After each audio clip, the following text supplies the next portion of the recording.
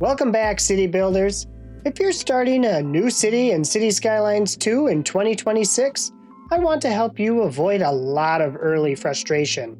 The game has changed a lot since launch. Since 2023, we've gotten better assets, better service options, and better tools overall. These changes completely affect how you should start a city today.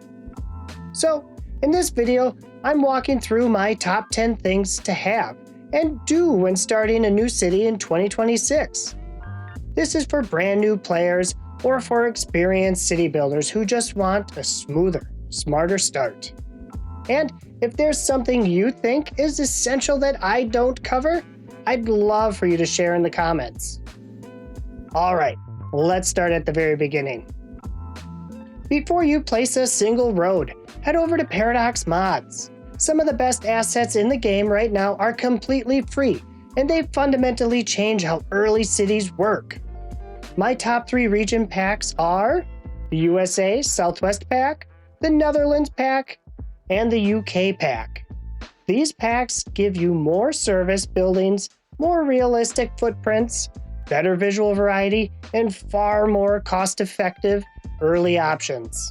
Those are just some of my top 3, but honestly, all of the region packs are excellent if your system can handle them. I usually play with all of them enabled. These options didn't exist at launch, and most weren't available in 2024. So if you're starting a city in 2026 without any of them, you're making the game harder than it needs to be. And if you already use region packs, I'm curious, which ones are your go-to? Now, once those assets are installed, there's another thing players tend to overlook early on. Do not sleep on unique buildings. They're free. They give instant experience points, and they provide bonuses to surrounding areas. There is no downside to placing them early. They help you level faster, increase land value, and strengthen nearby zoning. Some packs, like the UK pack, include a surprising number of unique buildings, such as inns, petrol stations, and pubs. If you skip unique buildings, you're literally leaving progress on the table. And once you start thinking about efficiency, the next step is how you handle city services. Because of asset packs, and now the custom asset creator, you're no longer forced to overbuild city services. You now have access to smaller clinics, smaller schools, and compact service buildings that actually match early game demand. My personal favorites are small medical clinics and smaller schools. They're cheaper to build, cheaper to maintain, and they scale with your city instead of forcing growth before it's ready. Once services are right-sized, the next thing that determines whether your city survives or struggles is road network. When you lay roads, don't just build for today. Build a network that can support your city at 50,000 or even 100,000 population. That doesn't mean overbuilding, it means respecting road hierarchy. Local roads feed collectors, collectors feed arterials, and arterials feed highways. Yes, there are always exceptions, and if you're being truly realistic, you'll break some of these rules, and that's okay, sometimes. But in general, road hierarchy is what makes or breaks your city. We also have better road options now, like perpendicular and angled parking roads. Here's a trick I use constantly. A 4-lane road with perpendicular parking has the same footprint as a 6-lane road with parallel parking. That means you can increase capacity later without demolishing buildings or breaking your grid. Plan smart now, upgrade cleanly later. I'd love to know, are you someone who plans roads far ahead, or do you usually fix traffic later once problems show up?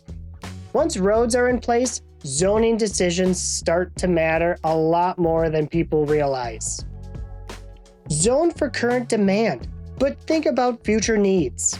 Ask yourself early, where will dirty services live long term?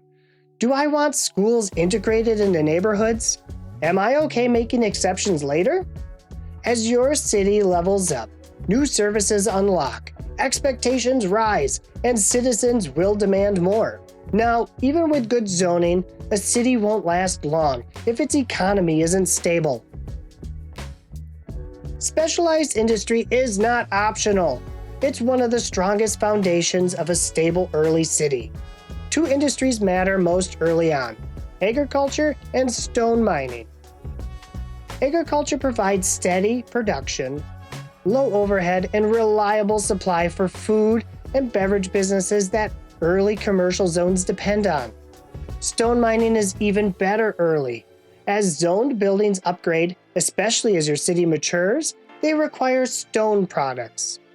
Having it locally avoids dependency on outside connections. And stone doesn't require ore resources, so you can place it almost anywhere. That means no dependency on map resources and no risky early expansion. The same goes for animal farms. They can be placed freely, so don't waste fertile land on these farms. Specialized industry keeps industry profitable, keeps commercial zones stocked, and stabilizes your tax revenue. And if you own the supply chain DLC, you also unlock additional free unique buildings as certain industries mature. They support your economy, boost efficiency, and they're some of the most beautiful industrial assets in the game. If you're playing normal mode, this one is critical. Expansion permits cost money up front, and they have monthly upkeep based on the special resources the unlocked tiles hold. Just because you earn a permit doesn't mean you should use it. Before expanding, ask yourself, can my budget support this tile every month? Will it generate revenue? Does it unlock services or happiness gains? Expansion should pay for itself, directly or indirectly. Once expansion is under control, utilities become a strategic choice instead of a panic response. You do not need to rush a coal plant. Importing electricity early is reasonably priced and avoids fuel costs, pollution, and high upkeep. Wind turbines can work if your starting tiles have enough wind, and the game now tells you if you're in that department when trying to place one. Coal plants can export power, but long-term, they're expensive. Instead, plan strategically, save development points, and work towards geothermal. It's expensive up front, but it produces massive power, scales incredibly well, and pays off long-term through the export of excess electricity. This is planning, not panic building. The same mindset applies to water and sewage. I'm just going to say this: water towers are underrated. They can be built almost anywhere, and they add visual character to cities. Place them away from industry and near residential areas to reduce pipe costs. For sewage, a basic outlet pipe is perfectly fine early on. If the budget allows, add the advanced filter upgrade. This will reduce the amount of pollution dumped. But be honest with yourself. Does your city really need a full treatment plant yet? Usually, no. No, it does not. And finally, there's one decision you only get to make once. You only choose your map once, unless you're habitual start over kind of mayor. You cannot change the hemisphere, the climate, or starting outside air connections. Some outside connections can be added later: roads, rails, shipping lanes, even water and sewage, but only if you purchase map tiles on the edge of the map where those connections could exist. Climate matters more than people expect. Snow looks great until every car is white, roads don't visually change, and your mouse cursor disappears into the void. Ask yourself, do I want seasonal change or visual consistency? I've learned I prefer maps that stay above freezing year-round, but ultimately, that's your choice. There are excellent community maps available, and one creator I highly recommend is PoplarPonderosa. His maps are well-balanced, thoughtfully designed, and fantastic for long-term cities.